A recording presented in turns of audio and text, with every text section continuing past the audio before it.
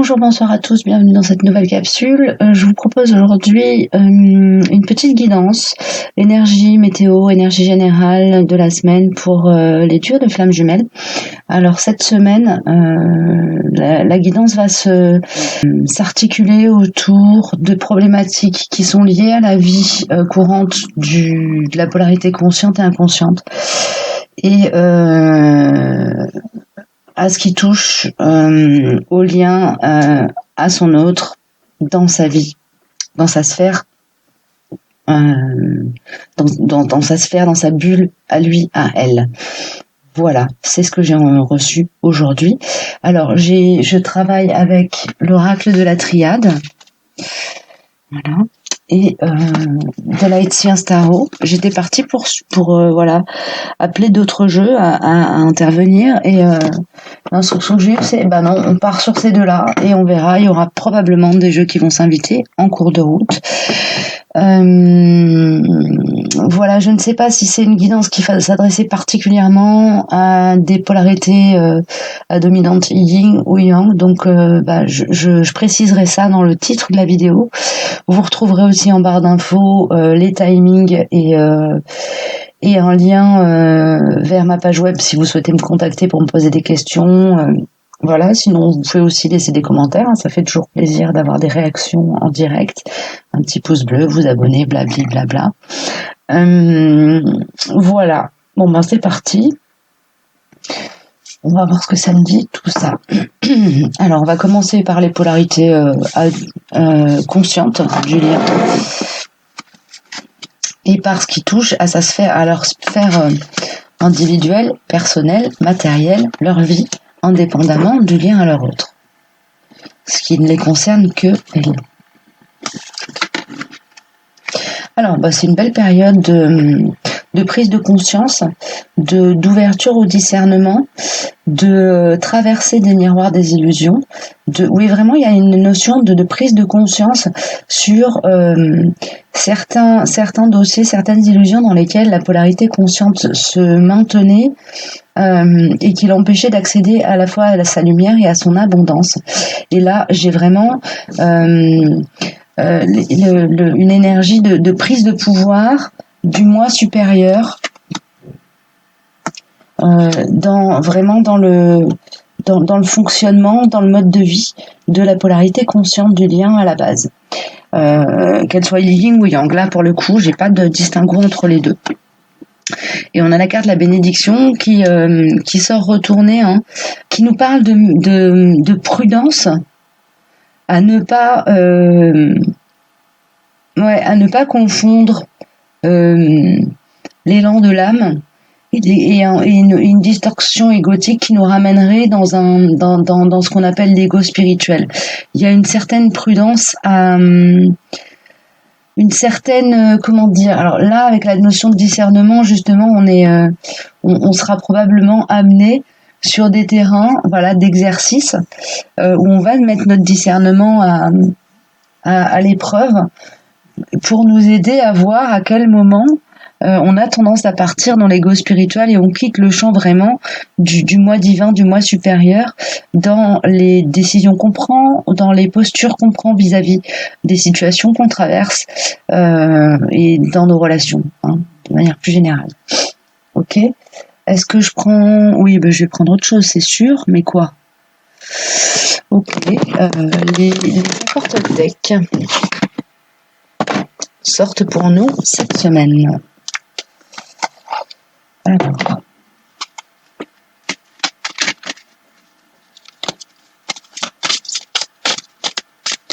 Ok, merci. J'apprends à écouter avec discernement, donc c'est très cohérent avec ce que j'étais en train de vous dire. Hein. Ce qui est alors, j'ai envie de dire le premier accord Toltec, oui c'est ça, c'est que ta parole soit impeccable. C'est cet accord-là qu'on nous invite à regarder comme étant la principale ressource pour les jours à venir, pour être dans une posture juste équilibrée dans la voie du milieu, en fait, dans la voie du Tao. Cela signifie, donc j'apprends à écouter avec discernement, cela signifie que je suis capable de rester en lien avec toi, même si je ne suis pas d'accord avec tout ce que tu me dis, j'apprends à faire le tri.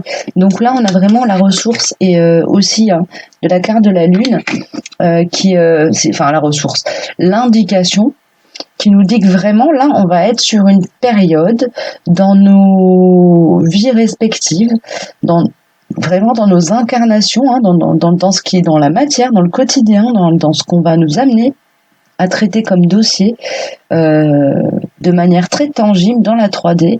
On va nous demander vraiment de travailler avec le discernement du cœur. Ok, pas de mental, mais le cœur.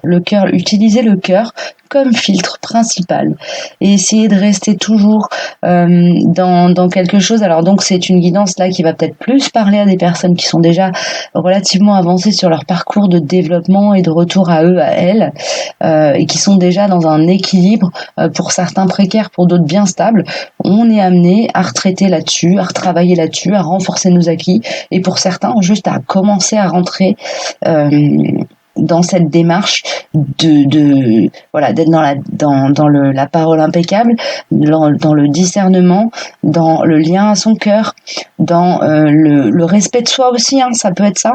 Ça peut être pour certains être appelé à prendre une posture parfois un peu contre-intuitive, mais si quand on se connecte à sa guidance, à la guidance de son cœur, mais en se connectant à la guidance et à l'espace de son cœur, on sera capable de prendre justement les décisions, les postures qui sont justes et qui nous amènent à rester dans un équilibre yin-yang en nous, dans quelque chose d'équilibré. Là, on travaille vraiment sur l'équilibre yin-yang, mental, cœur, émotionnel, ego, âme. On est vraiment sur une phase où toutes les pièces du puzzle sont en train vraiment de faire le mouvement nécessaire pour commencer à s'encastrer s'emboîter les unes dans les autres le plus parfaitement possible, de manière à obtenir une énergie stable, stabilisée et équilibrée. On est vraiment on fait de la dentelle là, on est vraiment sur ça, sur le fait de faire de la dentelle pour d'être dans quelque chose de très subtil. Voilà, on est dans quelque chose de très subtil au niveau du travail, de la posture qu'on adopte face au monde, en ayant la conscience qu'on va nous amener ces dossiers-là, de nous demander d'être dans le discernement, d'être vraiment dans le y voir clair entre ce que notre mental nous envoie, nous projette, ce que notre ego nous envoie, nous projette, ce que nos émotions nous amènent à traverser, et ce que notre cœur, notre âme, notre moi supérieur ou notre moi divin, appelez-le comme vous voulez, nous appelle à incarner, à prendre comme décision, à mobiliser en nous, à refuser aussi parfois de l'extérieur, à refuser une énergie qui vient, qui essaie de nous déstabiliser, etc. Là, il n'y a pas forcément de peurs qui sont traitées, mais il y a vraiment l'idée d'être connecté à sa lumière et à son essence, pour être réussir à voir clair à travers les situations qu'on nous amène, pour pouvoir aller vers notre lumière et vers notre abondance, vers ce qui est bon pour soi. Ok ? Ça, c'est vraiment dans l'espace individuel de la polarité consciente du lien à la base cette semaine.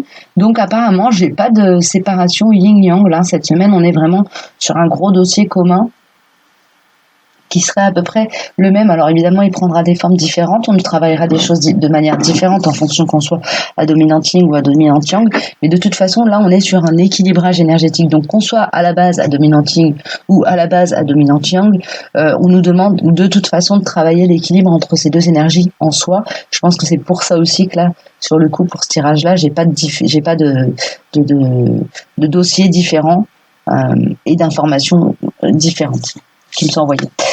Donc au niveau de l'espace au lien, ce qui se passe au niveau du lien entre du côté de la polarité consciente du lien à la base. Ok, il y a une énergie, une idée d'être dans le ressourcement Il y a une notion de lâcher prise, de détente, d'être détendu par rapport à ce qui se produit dans la relation à l'autre, dans le lien à l'autre, qu'on soit en contact ou pas. Là, il y a vraiment une idée d'être dans le lâcher prise et dans la conscience qu'on est sur un chemin de réparation, de restauration, de se restaurer soi. Et il y a aussi cette information, cette énergie de lien du cœur qui est là, présent, dont on a pleine conscience et vis-à-vis de laquelle il y a vraiment une énergie de détente. Vous voyez, là, j'ai ces deux cartes là qui sortent du Lightyear's Tarot. Alors, est-ce que je vais réussir à vous les montrer? Alors, ça y est, j'ai mon écran qui a bugué. Voilà, nous avons ces deux cartes-là. Donc, pour moi, cette carte-là, elle parle de libération, de lâcher prise. Il y a vraiment une énergie d'être détendu, de rendre à l'univers toutes les crispations qu'on peut avoir sur cette relation, ce lien. Voilà. Et cet espace-là qui me parle d'être en réparation, en restauration, de s'autoriser le repos du guerrier en fait, hein, et de rester en lien avec son cœur et avec le cœur de l'autre. Il y a vraiment ça. Donc il y a une forme de lâcher prise très détendue, de sérénité en fait, hein. De sérénité. Il y a une prise pas une prise de conscience, mais une conscience qui remonte à la surface, qui était là présente depuis le départ, hein, et qui remonte à la surface et qui nous permet, j'entends challenger. Alors pour certains, il y a une période de silence, de vraiment silence radio, de séparation complètement nette, qui est prévue, qui fait partie du parcours. Alors vous êtes peut-être déjà dedans, vous êtes peut-être en train de rentrer dedans, ça fait peut-être déjà une ou deux semaines que vous êtes dans un silence total et absolu. Il y a cette idée d'être dans une phase un peu challengeante, qui va vous permettre d'arriver à un nouveau cycle. Là, on est sur une fin de cycle. Ok? Donc là, c'est comme si cette phase de lâcher prise dans laquelle on commence à rentrer, donc lâcher prise très profond qui permet de rentrer dans une nouvelle dimension, dans une nouvelle capacité à être dans la guérison dans l'auto-guérison, dans le soin à soi, dans s'occuper de soi en étant conscient du lien, mais détendu, détaché par rapport à ça, qui nous permet, excusez-moi, j'espère que je suis claire, j'ai pas l'impression de l'être, mais c'est pas grave, qui nous permet, d'aller chercher de nouveaux outils en soi. On a la carte la clé. Pour moi, c'est vraiment la clé, c'est un outil de développement que nous envoie la vie, un outil de compréhension que nous envoie la vie, une conscience qui nous remonte à l'esprit et qui est un outil de développement de soi, d'avancement. Tout ça, en regard de la carte la mort, nous indique que c'est vraiment une fin de phase dans laquelle on arrive à la fin d'une phase de développement. Et bon, c'est peut-être pour ça aussi qu'on a la carte du soleil qui nous sort dans notre matérialité, de l'abondance, parce qu'on arrive à quelque chose de plus où on est plus soi-même, donc au niveau du chakra du plexus solaire, on est plus équilibré, on peut rayonner mieux. Est-ce que j'ai une carte qui sort en complément? Oui, on a le Tao qui sort. Ok. On a le Tao qui sort. Le Tao sort. Alors, je vous la montre quand même. Du Tao. Voilà. Oups. Qui sort.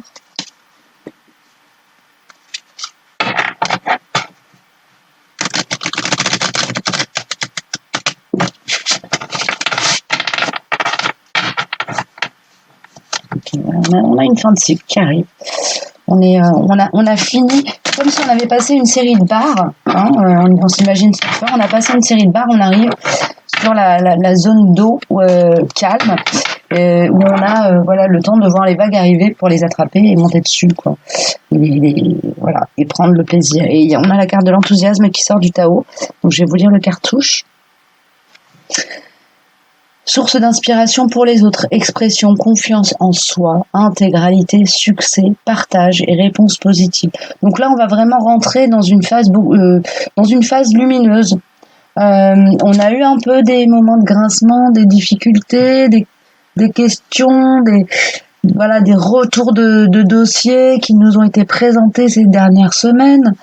Là, bah, c'est comme si on avait passé l'examen, on avait réussi, tout allait, voilà, une bonne note, on reçoit notre notation, mais on peut rentrer dans une nouvelle phase d'apprentissage, de développement, hein, parce que c'est un travail qui de toute façon se fait de manière cyclique et infinie. On n'a jamais fini d'apprendre et de se développer.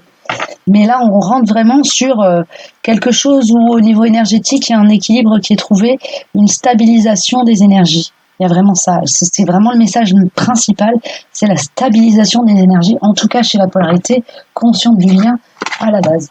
Donc je vais enlever tout ça, puis je repasse, je reviens avec la deuxième partie de la guidance. Allez, c'est reparti. Alors, donc, du côté de la polarité inconsciente du lien à la base, ce qui se passe dans sa matérialité. Alors ça, ok.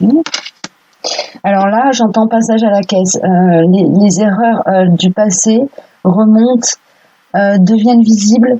Il y a des prises de conscience, d'auto-trahison. En fait, là, la polarité inconsciente du lien à la base, elle est en train de faire un bilan de toutes les erreurs qu'elle a pu faire, de tous les moments de sa vie où elle a été dans une distorsion, où elle a été dans le manque de respect vis-à-vis de son cœur, de l'élan de son cœur, de ce qui lui aurait fait plaisir, de ce qui lui aurait fait du bien, et où elle s'est fait passer en deuxième, en arrière-plan. Ok.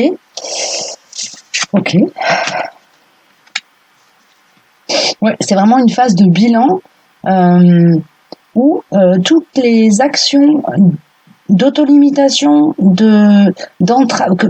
moment où excusez-moi, je reprends. Donc c'est un moment de bilan où la polarité inconsciente du lien à la base se retrouve à regarder en face tous les moments de sa vie où elle s'est empêchée d'être dans la libre expression de soi, d'être dans un espace de liberté et où elle s'est de manière directe, indirecte, en acceptant, je veux dire de manière active ou passive, couper de sa souveraineté. D'accord ? Et il y a un éveil à soi qui se fait là. Il y a un éveil à soi qui se fait. Les situations extérieures, ou pas d'ailleurs, c'est quelque chose qui pousse à l'intérieur de lui en fait. Quoi qu'il se passe, c'est-à-dire que ce soit aidé par l'extérieur, par des situations qui lui renvoient, qui l'obligent à réfléchir, à faire le bilan, ou que ce soit simplement parce que c'est l'heure de faire le bilan et de se mettre en lien avec son âme. Ça, c'est vraiment, il y a un éveil de conscience du côté des polarités inconscientes du lien à la base chez les flammes jumelles. Là, en ce moment, pas forcément un éveil au lien, mais un éveil à soi, à l'espace sacré de son âme. Donc, d'une manière indirecte, c'est aussi un éveil au lien. Simplement, pas forcément à une prise de conscience du « Ah, je suis sur un cheminement de flamme jumelle ». Mais ça, on sait bien que c'est secondaire, en fait. Savoir qu'on est sur ce parcours-là n'aide pas forcément... n'est pas crucial pour être dans un cheminement évolutif. Le cheminement, l'évolution se fait d'elle-même. Notre âme, elle est programmée pour ça à un moment donné. Voilà. Ça, c'était une petite aparté. En tout cas, il y a vraiment cet éveil de conscience qui est très puissant. Et là, c'est un éveil de conscience à soi, à son moi supérieur, à son âme, à son élan de l'âme. Et là, j'ai une carte des lumières, les cartes lumières qui veut venir. Donc, on va la prendre. Voilà.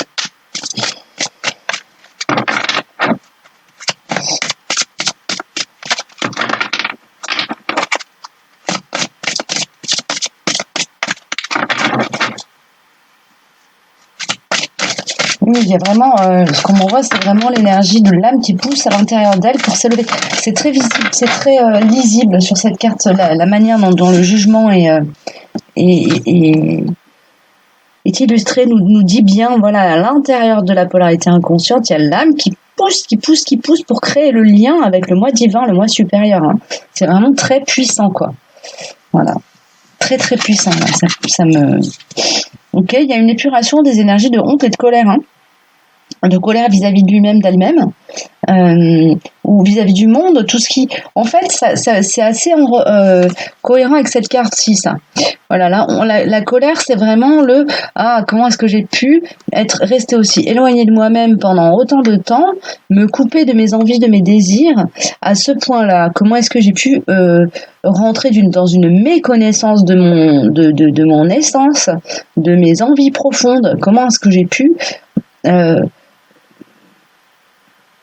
laisser la vie m'entraîner aussi loin de moi-même. Voilà, c'est ce genre de réflexion dans lesquelles la polarité inconsciente du lien à la base peut tout à fait se retrouver. La colère. Libérez-vous de votre colère intérieure. Elle trouble votre discernement. Donc il y a une idée aussi de commencer à être dans un travail d'épuration, justement pour passer au travers de tout ce que l'ego blessé va lui envoyer comme information,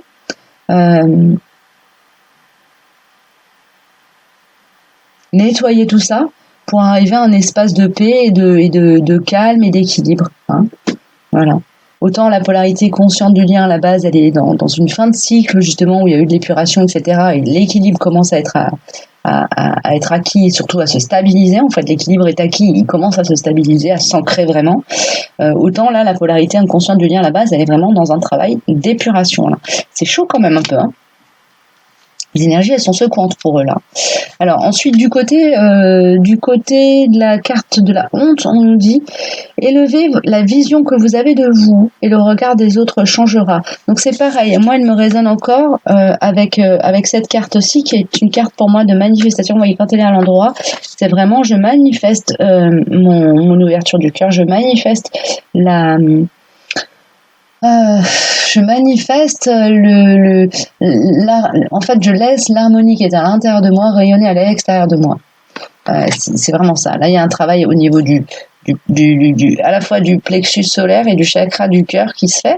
Il y a une idée de rentrer dans une énergie de donner, de recevoir.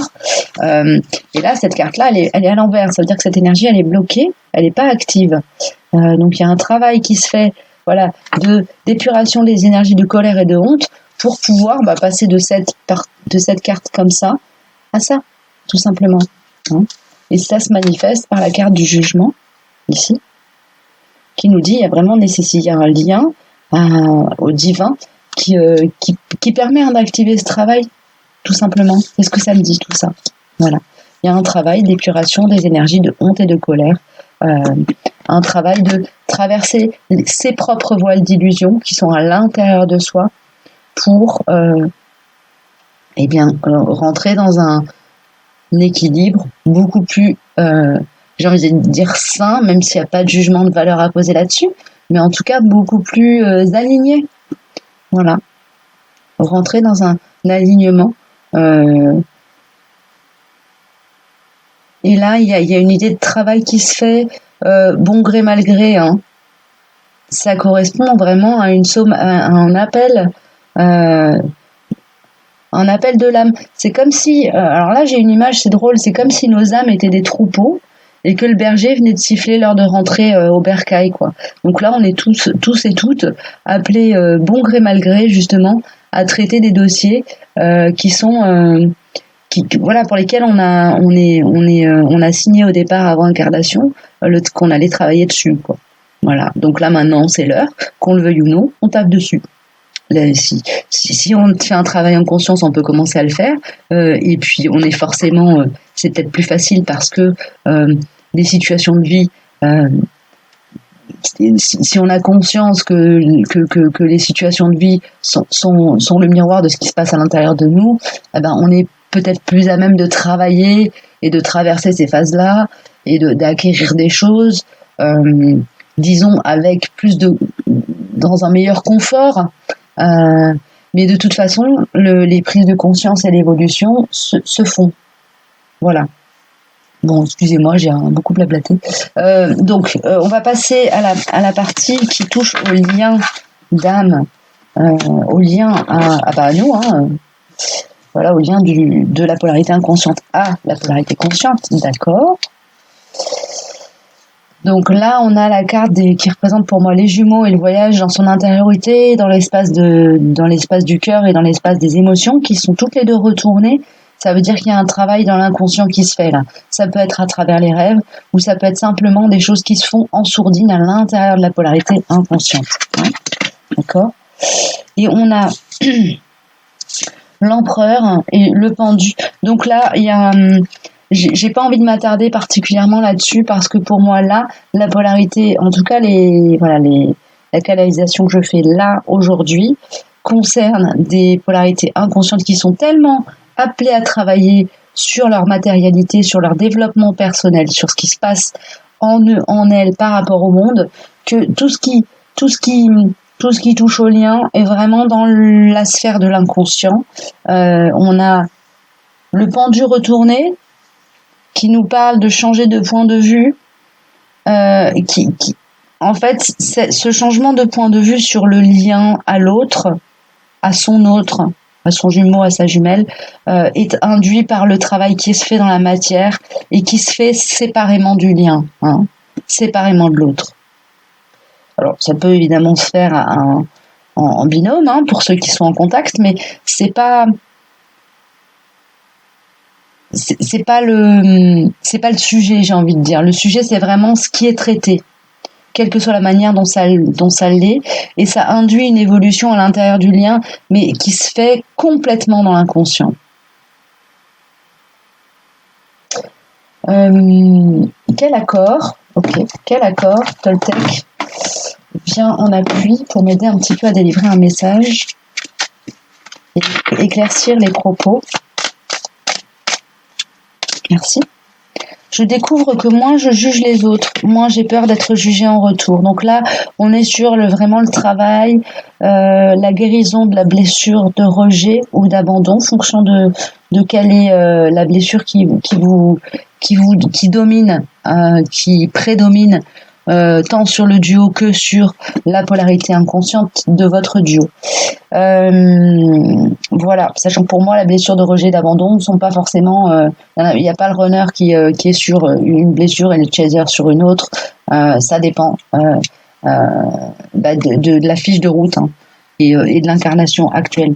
Voilà, je découvre que moins je juge les autres, moins j'ai peur d'être jugée en retour. Plus j'envoie de l'agressivité, plus j'ai la peur fantasmatique d'en recevoir en retour, mais l'inverse fonctionne aussi. La manière dont je me parle intérieurement crée le monde dans lequel je vis extérieurement. Donc il y a vraiment ça qui est travaillé du côté des polarités inconscientes, du lien à la base.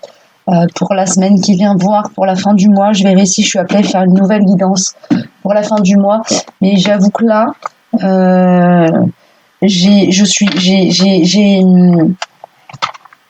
j'ai l'élan de faire des guidances peut-être tous les 15 jours, voire tous les mois. On verra comment ça évolue.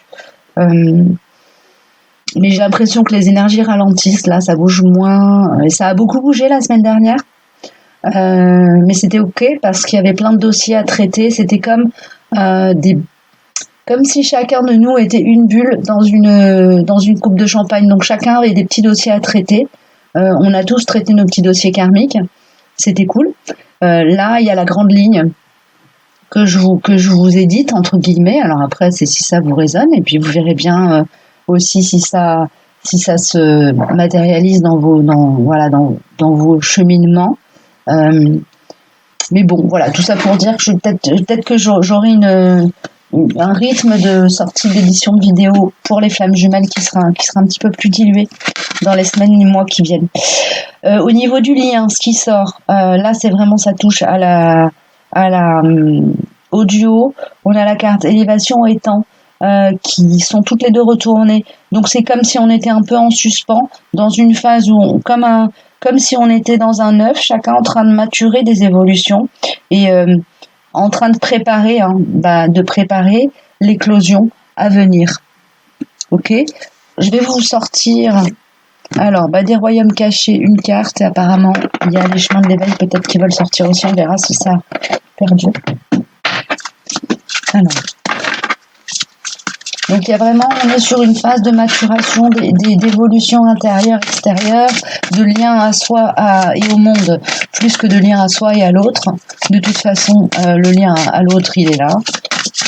Qu'on l'accepte, qu'on le rejette, il est là, il est présent. Là maintenant.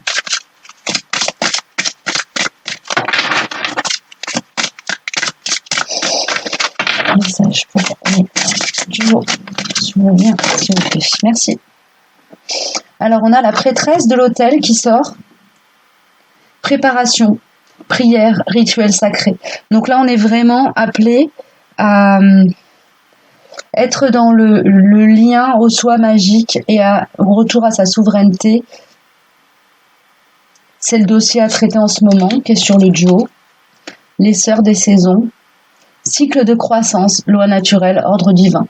On est vraiment sur un temps de préparation, ça revient. C'est la même, pour moi, c'est la même énergie. C'est vraiment trois énergies identiques qui me sortent. On est sur le temps de maturation, de préparation. Il y a une évolution qui arrive, une évolution dans le duo, une évolution de l'énergie.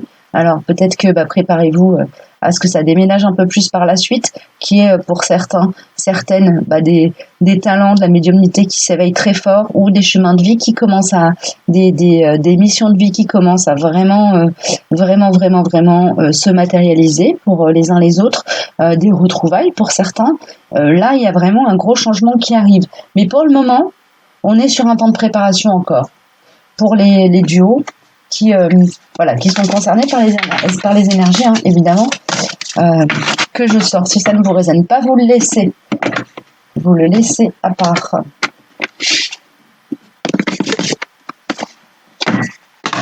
J'ai encore donc un message des chemins de l'éveil qui sont sur le duo, s'il vous plaît. Merci.